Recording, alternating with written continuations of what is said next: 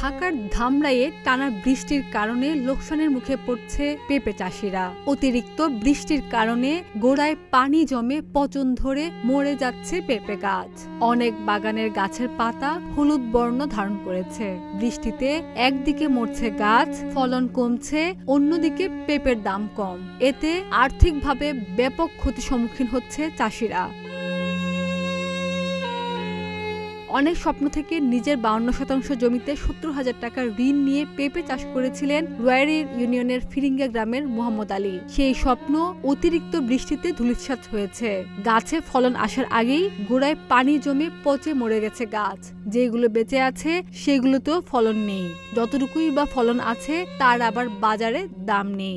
ঋণের টাকা কিভাবে পরিশোধ করবেন সেই দুশ্চিন্তায় দিন কাটাচ্ছেন মোহাম্মদ আলী।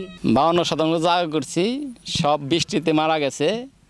এখন গেছে বছর তো এই 52% করছি, কিন্তু গেছে বছর অনেক দাম পাইছি, সংসার ভালো চলছে। আর এবার তো মনে করেন যে সব মারা গেছে, দেখতেছেনই তো আপনারা।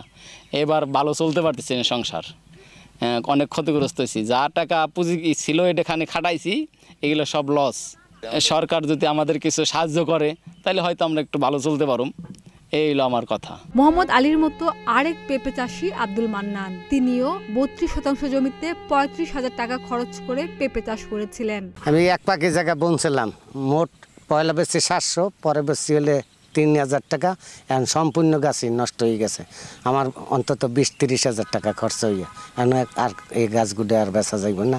এখন যদি আপনারা কোনো ক্ষতিপূরণ দেন তাইলে আমার বাচ্চা কাচ্চা লেগে খাইতে পড়তে পারবো, এই দাবি আপনার কথা। পাইপে তো এই বছর বৃষ্টিতে বা যত ফ্যানে একবার ভাঙ্গে তাই ফেলাইছে পানিতে, কারণ পাইপে বেচতে পারিনি, অনেক লস হয়ে যাবে, মানে বহুত লস। বা এই কৃষক যা আছে এই চোখের সবাই লস খাইছে পুরে।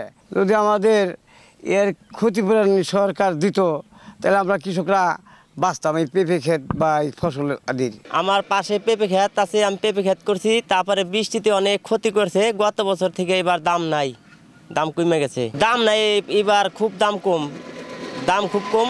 5 টাকা, 6 টাকা, 7 টাকা, 8 টাকা, 10 টাকা এরকম আছে কেজি। আমরা বিভাগে আছি, খুব কষ্টে আছি।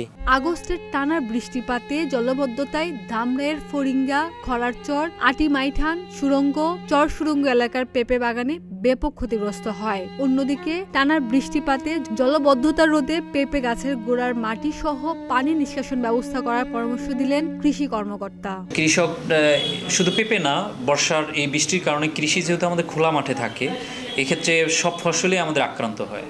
তো দ্রুত তারা যদি ড্রেনেজ সিস্টেমটা করে, তাহলে পানি নিষ্কাশনের ব্যবস্থা যদি করে, এছাড়া গাছের গোড়ায় মাটি টেনে দেয়, এরকম কিছু টেকনিক্যাল সাপোর্টগুলো আছে, এগুলো যদি ওনারা করে, চাষিরা যারা অভিজ্ঞ তারা এই কাজগুলো করে, তাদের ক্ষতিটা অনেকটা কম হয় এবং পুষিয়ে নিতে পারে। কৃষি বিভাগ থেকে এই পরামর্শগুলো আমরা কৃষকদেরকে দিয়ে থাকি। কোনো কৃষক যদি ক্ষতিগ্রস্ত হয়, তিনি যদি অবগত করেন, পরামর্শ চান, আমরা পরামর্শগুলো তাদেরকে দিই।